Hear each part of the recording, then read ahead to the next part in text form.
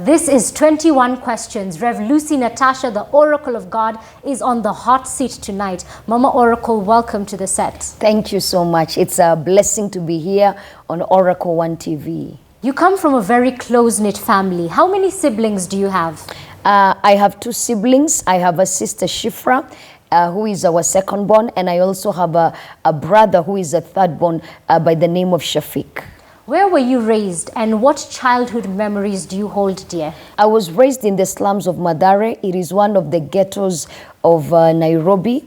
And, you know, the memories I have there, you know, are some of the funny errands that our parents gave us, you know, like there, because everything was communal. You had to share bathrooms, sinks, and all that, you know. So even when you hung the clothes, I remember my mom telling me to watch until the clothes dried, because in case you left, you know, somebody would just unhang the clothes and make them there. So those are some of the memories I have, just sitting there waiting for the clothes to dry up.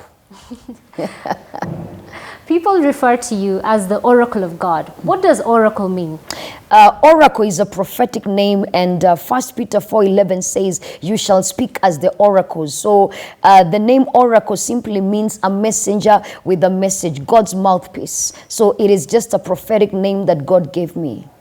At what age did you receive your calling to ministry, and how exactly did your calling come?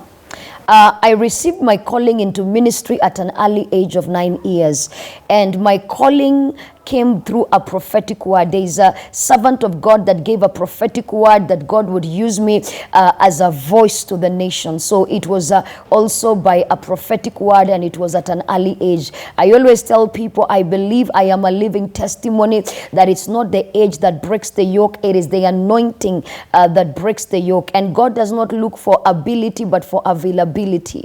You have a passion for winning souls. How many souls have you won to the glory of God through your global ministry? By the grace of God, since my full-time ministry, I've been able to reach over 5 million souls. We have been able to bring 5 million souls that have said yes to Christ. How many nations have you visited, and what are some of the perks of having an international ministry? By the grace of God, God has opened doors in different nations, different continents around the world.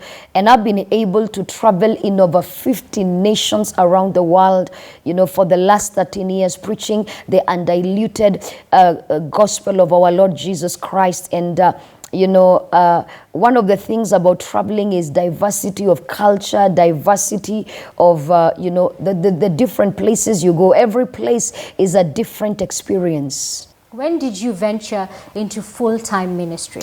I got into full-time ministry at the age of 19 years. That was the time when I got fully into ministry, and I started out as an evangelist.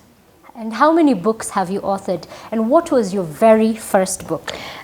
So far, you know, God spoke to me at an early age of at the early inception of the ministry, and God told me to put my voice into writing, you know, for generations yet unborn. And I remember the first book that I wrote was 7 Keys to Success. That was the first book I wrote, and up to now we have over 12 books that have been published, and 20 that we are still publishing by the grace of God. In your best-selling book, Before You Say I Do, Falling in Love Without Falling into Trouble, what are some of the differences between a slay queen and a real queen? Wow, nice. Okay, the differences between a slay queen and a real queen. A slay queen checks what the man drives. A real queen checks what drives the man. A slay queen wants to know where the man is coming from, but a real queen wants to know where the man is going. A slay queen wants to know the size of the man's television, but a real queen wants to know the size of his vision. You know, a slay queen is a gold digger, but a real queen is a gold carrier. Wow. Tell us, Oracle, what is your marital status? Currently, by the grace of God, I'm in a relationship that I'm believing God will lead to marriage very soon. What is your ideal man like? My ideal man is a God-fearing man, a man after God's own heart, a man with high family values, a friend, a prayer partner, a destiny partner. You know, that is the man that I want to settle down with. And I believe by the grace of God, it will be happening very soon. How do you counsel couples as a single woman? You know, this is a question that most people ask, you know, having been a single woman in ministry and leading a ministry as a visionary. And I will say that when it comes to counseling couples, because we have so many in this ministry, it is not by experience. It is by God's wisdom and by biblical principles. So when you are counseling couples, you don't use human experience. You use biblical principles and also the wisdom of God. And that is why even in the Bible, some of the apostles that God used they didn't have wives. Look at the apostle Paul. So we use biblical wisdom and biblical principles and godly wisdom. What are some of the challenges as a woman in ministry? Some of the challenges for me as a woman in ministry, and I believe for so many out there, is just being able to balance, especially when you're a woman in the front line, when God has called you as a pioneer.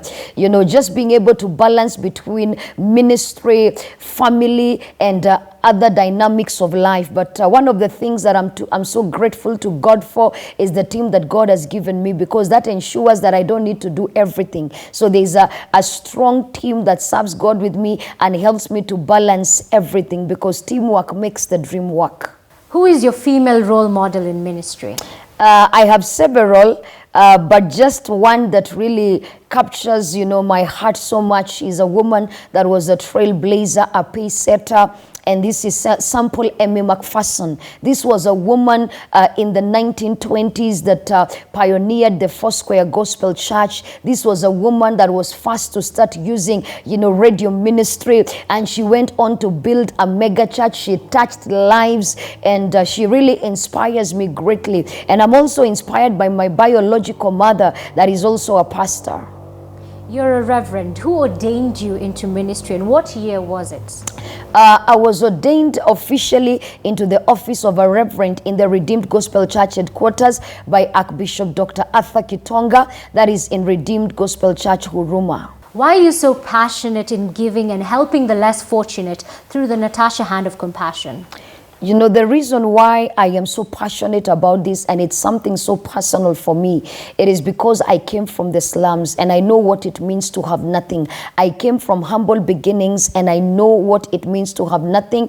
And that is how, you know, that is why the Natasha Hand of Compassion has been touching lives globally in different parts of the world, you know, meeting the needs of needy families globally, you know, helping small scale business traders, you know, with small business capital to establish themselves, you know, touching the lives of the needy globally, visiting the elderly, the less privileged, especially during this pandemic. We were able to touch lives in slums, informal settlements, rural settlements, and also in different parts of the world. Lahore, Pakistan, Manila, Philippines, you know, Fiji, Venezuela, South Africa, you know, Beirut, Lebanon, and in various other places. You're indeed making a global impact.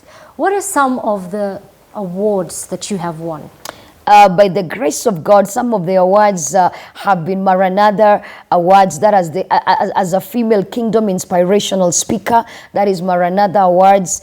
We also had the African Prestigious Awards that was held in Ghana, that was celebrating achievers in Africa. And this one was because of the work that we are doing of serving God and blessing humanity as the Natasha Hands of Compassion, due to the thousands of lives we have touched globally, you know, just helping them, educating so many children, and amongst the many other things that the foundation is doing. We also have the Talentpreneur Awards, also as a kingdom inspirational speaker. I am so passionate about helping people fulfill their destiny and mentoring people so that they can fulfill their destiny, you know, mentoring people for exploits. Also, we have another award, that is the World Civility Award.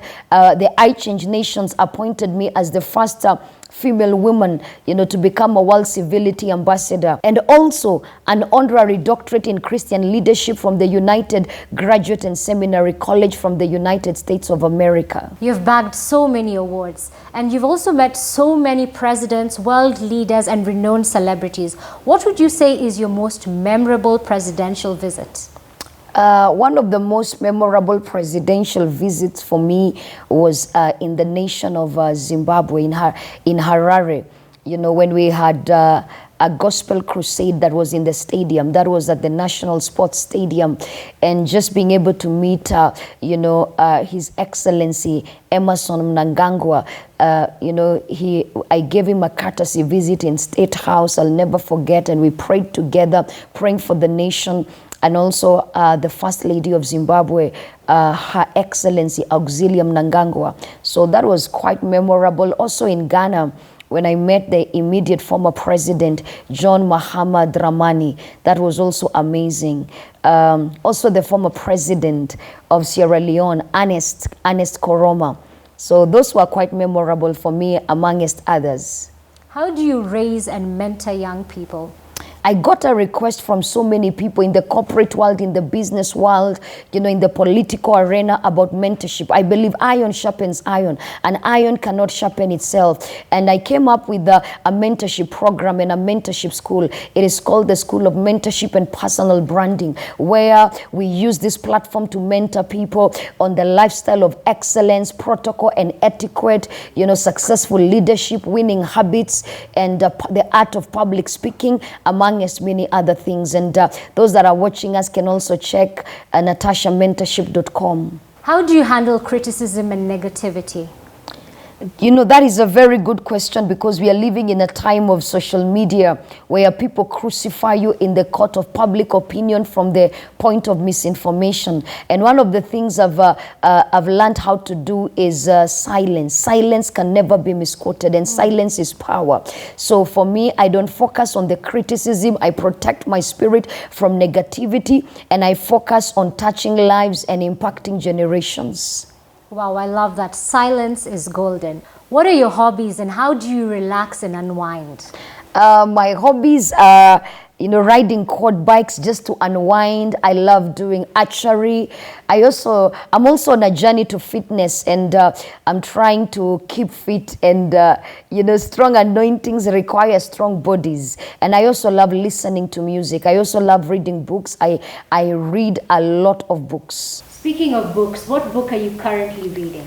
I am currently reading Becoming by Michelle Obama. Quite an inspiring book, and she's quite a trailblazer for women. The rise of a woman is the rise of a nation.